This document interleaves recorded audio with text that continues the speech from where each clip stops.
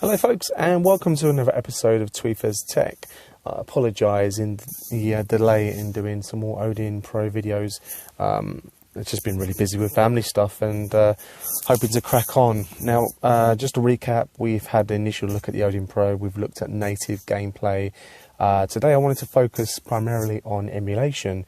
And this video is going to be aimed more at people that have no experience of emulation. I myself aren't the most experienced person, but I'm learning more each year, and hopefully I'll be able to develop my knowledge. But I wanted to sort of split this video into two parts. Sorry, I might put them together, but I'm going to focus on online emulation as well as offline emulation.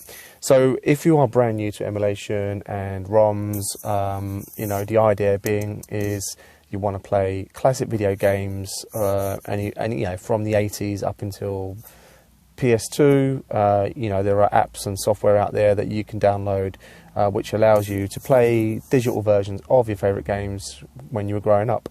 Obviously you have to collect these ROMs. I can't tell you where to get them, but if you Google it, you'll be able to find them in no time. And if you know how to tinker with these bits of software, as emulators as we call them, you'll be able to play all your favourite games from various apps. Now, just to make things easier, I did come across this app called PRG. I'm going to click on it now. Just to give you a heads up, I'm actually using the Odin screen recorder. Hopefully my audio sounds okay. I might turn the volume down when the gameplay is going off. But anyway, hopefully you can hear what I'm saying and the video is clear. So PRG, I believe it's made by RetroX. I came across this app on Facebook. My brother-in-law recommended it to me. They were popular because they were bringing out these emulation consoles. Things kind of didn't work out. I think they took too many orders, and I don't know whether that company does exist anymore. However, a lot of people didn't get their consoles. However, they did sell this PRG app. I think I paid maybe £20 for it, and I've had it on various devices, on my phone. It has Bluetooth support. And the best way to think of it is, if I show you how it works, imagine an app like Netflix that's aimed for emulation. All your consoles, all your emulation needs, all the BIOS files you need, as well as the ROMs, all on one app. Now you can see here all the consoles that it can emulate, from anything from the Amiga consoles to the Sega Genesis or Mega Drive if you're in the UK, Super Nintendo, PSP, Atari Jaguar, Atari Lynx, Dreamcast. You know, the list is just really good. And you know, I think the most powerful console it goes up to is PSP or Dreamcast. And that's pretty good. You know, that's all your emulation needs covered in one app that pretty much does it all. And this for me is, you know, perfect for a beginner, perfect for myself. The only thing about this is that it does require online connection. And I've spoken to the developers in the past, and they were hoping for an offline mode. So if you downloaded the game, you could add it as a favourite.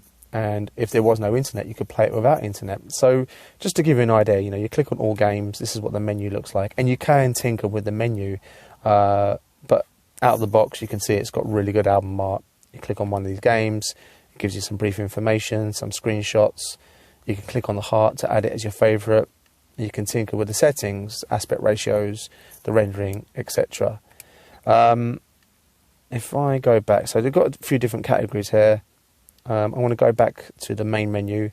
I've got my favourites, which I'll go through in a minute, recommendation by RetroX, what's trending and what's most played. So if you're, you know, not sure what you want to play, just have a look at what everyone else is playing. You know, some obvious favourites like Sonic and Mario, you know, they're going to reach out to you straight away, so you can add them to your list.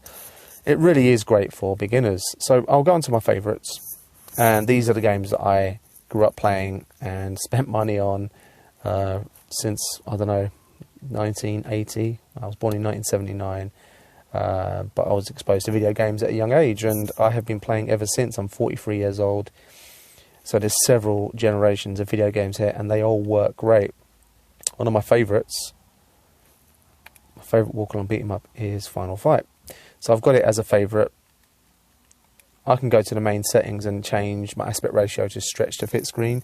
Some of your hardcore retro gamers would prefer a 4.3 aspect ratio, but I prefer to make use of the whole screen of the Odin. So I've got it on stretch to fit, and I've got that for all my games. So I'll click on play. In this option, I'm going to click MAME. You have different emulators that you can actually use. MAME normally works, and it will load up. Press the button to continue, and it will load up what you'd expect when you turn on the arcade cabinet. And the good thing about MAME particularly is that you do have a button that emulates putting money into these machines, so you can get a credit by pressing the select button. Start up the game. Now I'm just going to turn the volume down a bit so you can still hear me.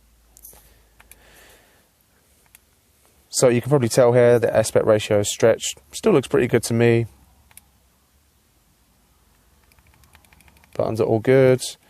It automatically detects what controller you're using. I don't recall ever mapping any buttons, but you have that option if you want to.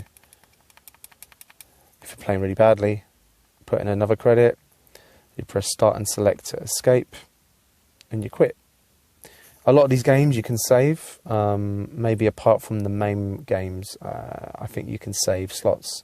Let me double check actually. So if I come back out, so let's go back to something that I know has got a save state.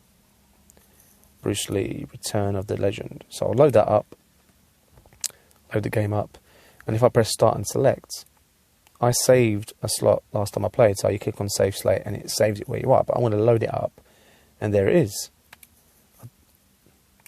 It's taken me where I last played. It's a great little feature. Doesn't work with all the emulators, but most of them. Pretty much anything except for MAME, I think. So we'll quit that. Right, close. I just want to show you the options. So you click on the three lines, go to settings, you've got gamepad settings, display settings. Like I said before, you can change the aspect ratio.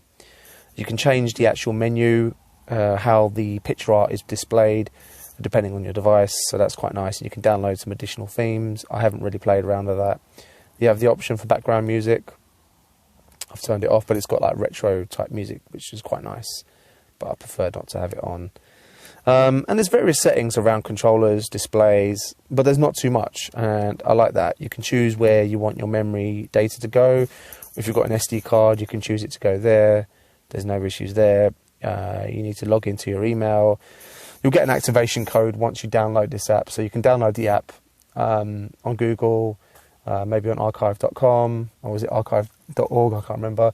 You know, you get the activation code via getting an email. I think when you download the app, you get to try out a few games, and when you're ready to commit to it, you pay about £20. I'll see if I can find the link and send that to you, but it's quite hard to find. You have to just look for it, really.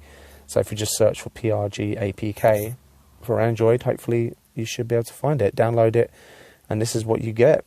But like I said, if I click on a home screen, that will take me back to my menu interface. But looking back at all the consoles it emulates, that's quite nice. You know, quite a lot to emulate in one app, so it's really useful.